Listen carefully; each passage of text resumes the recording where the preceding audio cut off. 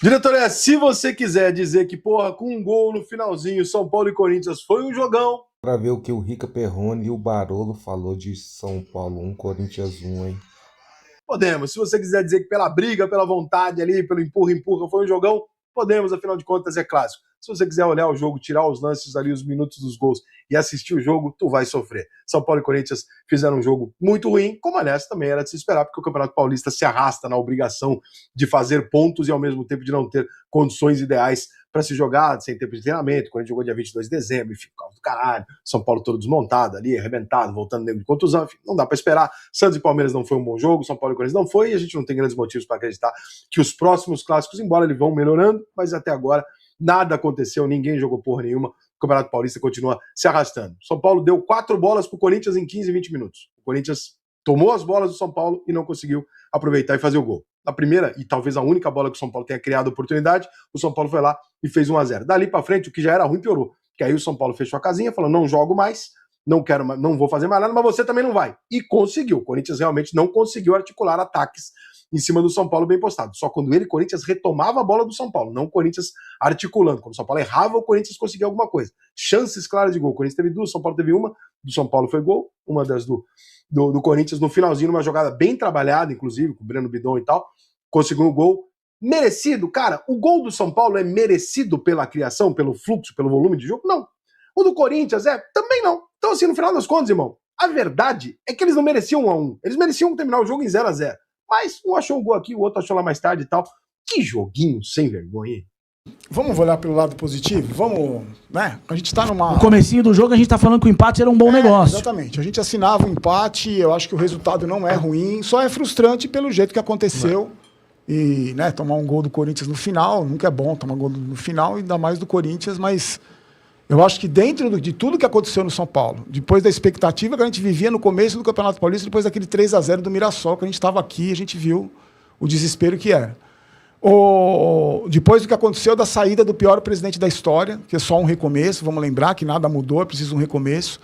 Agora, hoje, eu acho que a gente tem alguns pontos positivos para falar. Eu acho que o São Paulo teve uma postura um pouco diferente do que a gente estava acostumado a ver. Eu acho que a escolha do Crespo por um time mais experiente funcionou. No primeiro tempo, o Corinthians não se impôs, não conseguiu se impor. Criou mais oportunidades, porque era natural, o Corinthians criar mais oportunidades, mas não se impôs. E o São Paulo conseguiu fazer um gol com o Tapia, que é um jogador limitadíssimo tecnicamente, mas hoje foi importante, fez o gol. O Corinthians criou pouco, o Rafael fez algumas defesas importantes, apesar de meio inseguro, soltando algumas bolas ali. E eu acho que alguns jogadores hoje ficaram muito abaixo, né? O Lucas, mais uma vez, mostrando que, para mim, é um ex-jogador. Por mais que a gente acredite, por mais que a gente goste do Lucas, a gente tem um ex-jogador. Se fosse qualquer outro jogador, e se não fosse o Lucas, pelo que ele vem jogando, já não estaria mais no time, já teria sido negociado, já não estava mais. Eu acho que o Luciano também participou pouco do jogo. Não adianta se dar carrinho, ficar vibrando para a torcida, tem que jogar bola. O Wendel, para mim, péssimo, pior do time. O Arboleda começou o jogo inseguro, depois melhorou. O Alan Franco vinha bem, falhou no momento decisivo. Pablo Maia entrando mais uma vez, mostrando que não tem a mínima condição de vestir a camisa do São Paulo. E acho que vamos ver se o empresário dele vai falar alguma coisa agora, né? Vai comentar alguma coisa agora.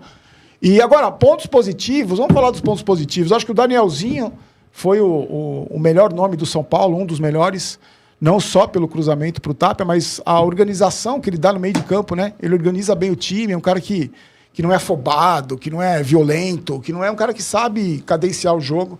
Fez uma boa dupla de meio de campo com o Marcos Antônio. O São Paulo tomou o gol quando o Marcos Antônio saiu, né, que também dá aquele espaço no meio de campo que o Pablo Maia não tem capacidade de cobrir.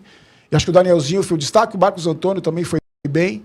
Eu acho que esse menino, o Nicolas, entrou muito bem. Para mim, ele jogou 20 minutos, mais do que o Wendel jogou em toda a trajetória dele com a camisa do São Paulo. Para mim, só o que esse menino fez, porque não é só uma questão de ganhar dividido, é a postura. Então, a postura de não tremer a perna, a postura de não se intimidar, a postura de dar carrinho, de dar bicuda para lateral, isso é uma postura. E esse menino entrou, me surpreendeu.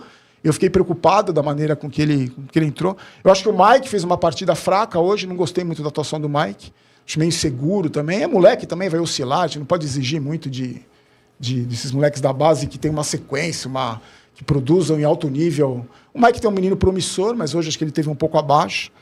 E o resto eu acho que o São Paulo tem, nesse momento de transição, nesse momento de mudança, né, de expectativa de mudança. Eu acho que o mais importante era não perder hoje, o mais importante era não ser humilhado hoje, o mais importante era não entrar com o time com aquela postura covarde, bunda mole que a gente viu. É que o São Paulo não tem, tecnicamente, não tem um time que vai segurar o resultado, que vai controlar o jogo. O São Paulo não controla o jogo se jogar contra nós. Aqui o São Paulo não controla o jogo. Mas isso é uma deficiência do elenco podre, que foi montado por esse presidente podre. Né? A gente também não pode esquecer disso. A gente não tem opção no banco de reserva. A gente tinha opção dos meninos da base, do Matheus Alves e outros meninos que poderiam render e ajudar mais, como o Nicolas ajudou, mas foram vendidos a preço de banana. As contratações altamente questionáveis desse presidente. Então, a gente ainda vai pagar o preço dessa gestão podre, da pior gestão da história. Eles vão pagar o preço por muito tempo ainda. Só que eu acho que o empate não é um resultado ruim. A frustração vem porque tomou um gol no final do jogo. Mas eu vou falar para vocês, do jeito que eu terminei o último jogo aqui contra o Mirassol, a sensação que eu tinha, a certeza que o São Paulo corria grande risco de ser rebaixado. Depois de tudo que aconteceu numa semana, com a vitória em cima do São Bernardo, com a saída do pior presidente da história, com a expectativa desse novo presidente, e um empate hoje na Neoquímica Arena, jogando de igual para igual contra o Corinthians, né? Porque a gente jogou de igual para igual, o Corinthians é um time limitado tecnicamente, mas a gente jogou de igual para igual com o Corinthians.